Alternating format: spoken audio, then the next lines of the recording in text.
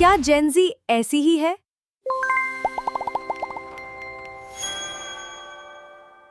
नमस्कार, हीलिंग पाठशाला में आप सबका स्वागत है।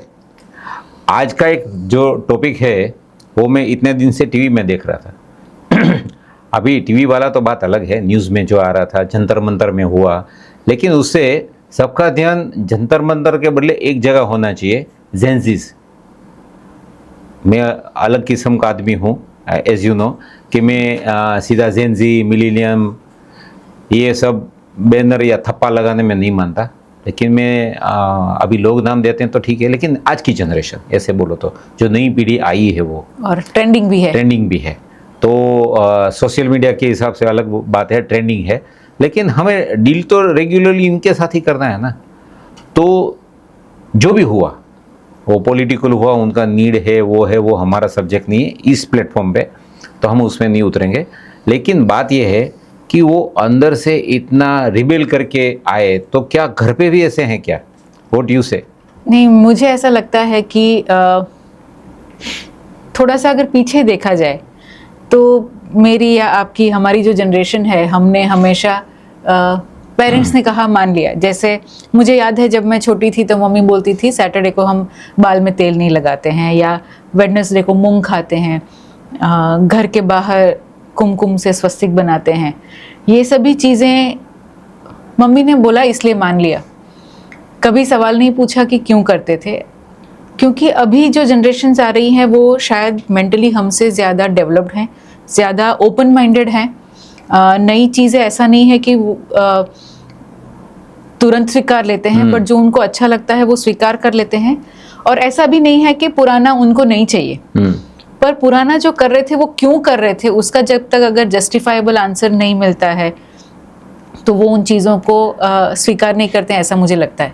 लेकिन हमारे टाइम पे ऐसा था ना, मम्मियों को भी पता होना चाहिए या पापाओं को भी पता होना चाहिए कि क्यों कर रहे हैं, हाँ, क्योंकि वो भी आगे से चली आ रहे वाले थे। हाँ, एग्जैक्टली यही हो रहा था कि और इवन लेकिन पंडित को भी पूछो या मंदिर में जाके पुजारी को भी पूछो तो उनके पास भी या कथाओं थी जो पल्ले नहीं पड़ती थी, क्योंकि वो शास्त्र के हिसाब से संस्कृत में बोलते थे या समझाने की कोशिश करते थे, जो समझाने की कोशिश करते थे उसकी बात कर रहा हूँ।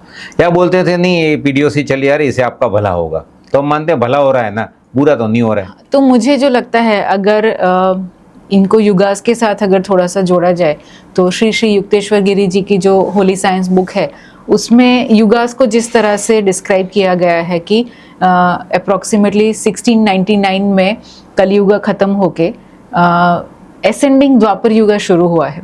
तो द्वापर युग यानी मेंटल एज होता है जिसमें ज़्यादा मेंटली डेवलप्ड सोल्स आते हैं, बर्थ लेते हैं। तो ये जो जनरेशन है अभी वो मेंटली हमसे ज़्यादा डेवलप्ड है, इसीलिए देखिए इतने इनोवेशन भी करते हैं। प्रॉब्लम कहाँ होती है जब माँ बाप पुरानी सोच वाले हैं या पुराने तरीक़ों से बड़े हुए हैं और ये जनरेशन उन पुराने तरीक़ों को नहीं मानेगी, ऐसा नहीं है, पर क्वेश्चन करेगी कि क्यों। अब ये क्यों का जवाब नहीं है, पर ऐसे देखा जाए जो लोग थोड़ा सा एनर्जी सिस्टम से जुड़े हुए हैं, मेरे हिसाब से उनको थोड़ी समझ है कि जो पुराने रिचुअल्स थे, क्योंकि उस टाइम पे लोग इतने मेंटली ज़्यादा डेवलप नहीं हुआ करते थे, तो उनको सीधा जैसे जिनको लोग फॉलो करते हैं उस ज़माने में, जो धार्मिक स्तर पे ऊपर थे उनको फॉलो करते थे, तो उन्होंने जो बोला मान लिया। उन्होंने बोला था क्यों? क्योंकि उससे एनर्जी में फ़र्क आता है तो जीवन में फ़र्क आएगा, तो इसलिए वो चीज़ें रिचुअल में घुस गई। पर अब इनको जवाब चाहिए कि आखिर क्यों करना है ये सब, राइट। लेकिन ये तो बात हुई रिचुअल्स की या जो भी है मेंटल डेवलपमेंट की। इन लोगों की बिहेवियर थोड़ी अलग है। हाँ, वो अलग बात है कि काफ़ी लोग जो मान लो मुझे पता नहीं जेन-ज़ी क्या है, राइट, तो ऑल ऑफ सडन रील्स वगैरह सोशल मीडिया में देखते हैं तो पता चला अच्छा जेन-ज़ीज़ हैं, वो पर्टिकुलर कुछ वर्ड यूज़ करते हैं या उनकी बिहेवियर ऐसी होती है, जैसे वो ऐसा करके करते हैं, बराबर ना। तो अभी मुझे पता चला जो ऐसे करते हैं इसको पुकी बोलते हैं, राइट जी। हाँ, तो बात ये नहीं है वो जिस मान लो गाँव में है कोई, अभी तो इंटरनेट से सब जुड़े हुए हैं, लेकिन वो यूं करना किसी के सामने वाले को तो पता होना चाहिए ना। करेक्ट। मैं अगर कुछ ज्ञान लेके आया इंटरनेट से माध्यम से या किसी को मिलने से, तो मान लो मैं जेनजी हो गया, बच्चे की बात कर रहा हूँ, सामने वाले को तो पता होना चाहिए ना। तो वो जो जनरेशन गैप आता है, तो वो शायद वो लोग या पेरेंट्स कहीं मिस कर रहे हैं या बच्चे कहीं समझाने में मिस कर रहे हैं, इसलिए ये केओस हो रहा है। और मेरे हिसाब से मेंटल गैप बहुत ज़्यादा है।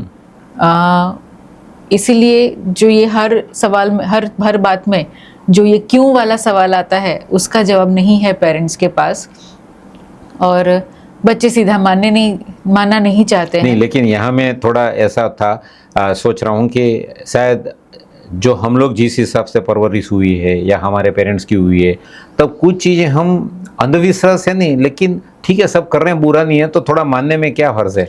जैसे वो मैं हमेशा रिस्पेक्ट, हाँ, आउट ऑफ रिस्पेक्ट। और दूसरा, कहीं ना कहीं हम लोग एडजस्ट कर लेते थे क्योंकि रिसोर्सेज कम थे।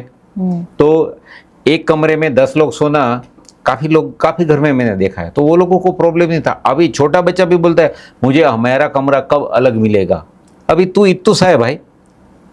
तो ये जो था, तो कहीं ना कहीं वो एडजस्टमेंट था। मैं हमेशा लोगों को एक एग्जाम्पल ही देता हूँ, वो गुरु मूवी में अभिषेक बच्चन का एक नया ऑफिस का इनॉग्रेशन होता है, मिथुन चक्रवर्ती, मिथुन दा अंदर आते हैं, वो नास्तिक है, वो लोग पूजा कर रहे हैं, तो आए हैं तो खड़े हैं, तो ऐश्वर्या राय जाके उसको प्रसाद देती है, तो बोलते मैं भगवान में नहीं मानता।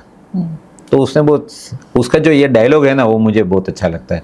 वो बोलते हैं मैं प्रसाद दे रही हूँ, आप मिठाई मान के खा लो। तो इसमें दोनों का जो मान सम्मान है वो इंटेक्ट रहता है। That was harmonising. ये यहाँ जो है, ये नई पीढ़ी में इतनी जल्दीबाजी क्यों है कि वो हर एक चीज़ जल्दी करना है, हम बोले वो मिलना चाहिए क्योंकि हमारा राइट है। ये कहीं ना कहीं ये गैप जो है वो फील नहीं हो रहा है।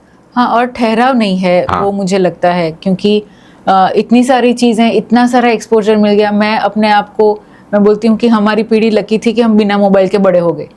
अभी ये मोबाइल की वजह से जो हर सेकंड नई चीज़ मिलनी चाहिए, जो डोपामाइन का काफ़ी सारे लोग बहुत कुछ बोलते हैं उसके बारे में, तो उस वजह से किसी एक जगह टिकना उनको बहुत मुश्किल लग रहा है। मेरे हिसाब से पढ़ाई में भी एक जगह नहीं टिक पाते हैं, बहुत सब्जेक्ट्स चेंज करते रहते हैं। अभी एक लड़का आया था मिलने, उसने करीब 2 से 3 साल में 5 प्रोफेशन चेंज किए, और पूरे अलग प्रोफेशंस हैं। कि ऐसा नहीं है कि जो पढ़ाई किया है उससे रिलेटेड आगे कुछ था, ऐसा भी नहीं था। तो 3 साल में 5 प्रोफेशन, मतलब आप किसी चीज़ में कुछ सीखना शुरू करते हैं, मास्टरी आए उससे पहले आप जंप कर लेते हैं। तो जो ठहराव चाहिए किसी एक जगह टिकने के लिए, चाहे वो प्रोफेशन हो, रिलेशनशिप हो, या इवन खुद की चॉइसेस जो हैं, तो जेनजीज में मुझे ऐसा लगता है कि वो ठहराव की कमी है थोड़ा सा। तो उनकी जो इंटेलेक्चुअल प्रॉपर्टीज़ है उसके साथ अगर थोड़ा सा ठहराव आता है, और अगर वो थोड़ा सा ज़्यादा रिस्पॉन्सिबिलिटी के साथ करते हैं ये चीज़ें, तो मेरे हिसाब से वो पूरी दुनिया को बदल सकते हैं, प्रोवाइडेड वो थोड़ा सा सोच के और ये स्वीकार करें कि जो बड़े हैं उन्होंने भी कुछ तो एक्सपीरियंस लिया है अपने जीवन का, तो उसको थोड़ा सा स्वीकार के, भले ही वैलिडेट करें, बट स्वीकार के आगे बढ़े तो ज़्यादा अच्छा रहेगा। ये बीच में मैं बता दूं, ये डोपामाइन वाला जो हम रील देखते हैं तो दिमाग में केमिकल लोचा होता है, मुन्ना भाई की लैंग्वेज में। तो इसके ऊपर हम पिछले एपिसोड में बात कर चुके हैं। आप थोड़ा स्क्रॉल डाउन करेंगे नीचे लिस्ट में, प्ले लिस्ट में आपको मिल जाएगा। बहुत इंटरेस्टिंग एपिसोड है, आपको मज़ा आएगा अगर आपने नहीं देखा है तो। अच्छा, गवर्नमेंट भी इसमें कुछ कर तो रही है। जैसे अभी गुजरात गवर्नमेंट में GTU है, गुजरात टेक्निकल यूनिवर्सिटी, वहाँ पता चला स्किल इंडिया के नीचे आप अलग अलग कोर्सेज कर सकते हैं, तो उसके आपको क्रेडिट मिलेंगे। और अलग कोर्स, यानी अगर मैं इंजीनियरिंग में हूँ और मुझे बीच में से मेडिटेशन वाला कुछ मन शांति के लिए करना है, अगर उनके लिस्ट में है, अगर आपने कर लिया तो उसके मुझे क्रेडिट्स मिलेंगे, तो उससे मेरा पासिंग मार्क तो बढ़ेगा, प्लस मैं वो अचीव कर पाता हूँ। तो थोड़ा हट के करके वापस जुड़ जाना, वहाँ तक सीमित है। गवर्नमेंट भी अच्छा कर रही है, लेकिन जो करने वाला है वो फिर पूरा हट के निकल जाता है, वो प्रॉब्लम है। और मुझे लगता है उन्हें सही दिशा की ज़्यादा ज़रूरत है बच्चों को।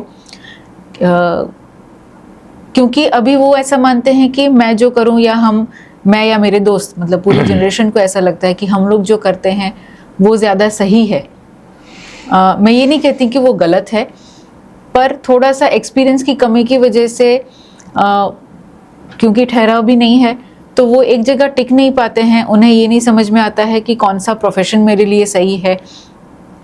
कभी खुद की चॉइस कुछ और होती है, बट क्योंकि ट्रेंड किसी और दिशा में जा रहा है तो सभी उसी दिशा में जाना शुरू करते हैं, और ये समझना कि पुराना सभी बुरा है या गलत है। तो उस वजह से उन्हें उनके लिए जो सही मार्गदर्शन चाहिए वो नहीं मिलता है। और इन दोनों जनरेशन के बीच का जो गैप है, जैसे अभी एक पेरेंट आए थे उनके बेटे की फरियाद लेके कि वो पूरा दिन गेम खेलता रहता है, और बच्चे को कंप्यूटर साइंस में आगे पढ़ना था। तो उसके फादर ने बोला कि अभी कंप्यूटर वाले, मतलब सॉफ्टवेयर डेवलपर्स वगैरह, ऐप बनाने वाले, वो भी इतने सारे हैं। एआई आ गया है, अब ह्यूमन रिसोर्सेज की भी ज़रूरत नहीं रहेगी, AI will create the apps करके। तो बोलते हैं उसकी इच्छा नहीं थी, पर मैंने उसको मैकेनिकल में डाल दिया। अभी वो परफॉर्म नहीं कर रहा है, कॉलेज नहीं जा रहा है, कॉलेज से फ़ोन आता है कि आपका बेटा कॉलेज नहीं आया है। तो मैंने उनसे यही कहा कि आपकी मर्ज़ी थी कि वो मैकेनिकल पढ़े, आपने कभी उसको पूछा कि उसे क्या करना है?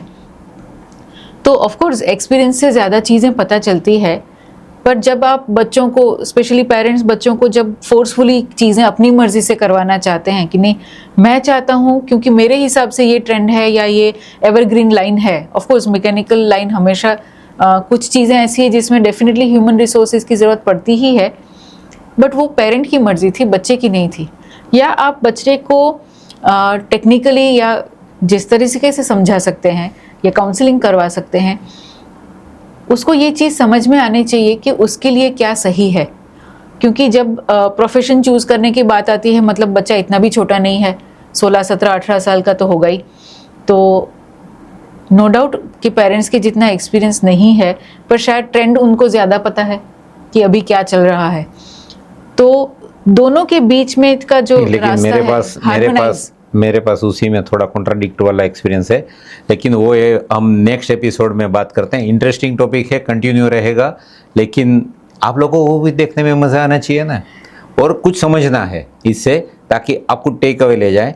इसके लिए हम नेक्स्ट एपिसोड में बात करते हैं। तब तक के लिए हम थोड़ा विराम लेते हैं। सब्सक्राइब करना और लाइक करना ना भूलिए। आप जितने भी पेरेंट्स को देखते हैं या जितने भी जेनजी फ्रेंड को देखते हैं कि जो इस नई सिचुएशन में थोड़े मुश्किल में आए, रास्ता ढूंढ रहे, इसके साथ जरूर शेयर करिए। नमस्कार। नमस्कार।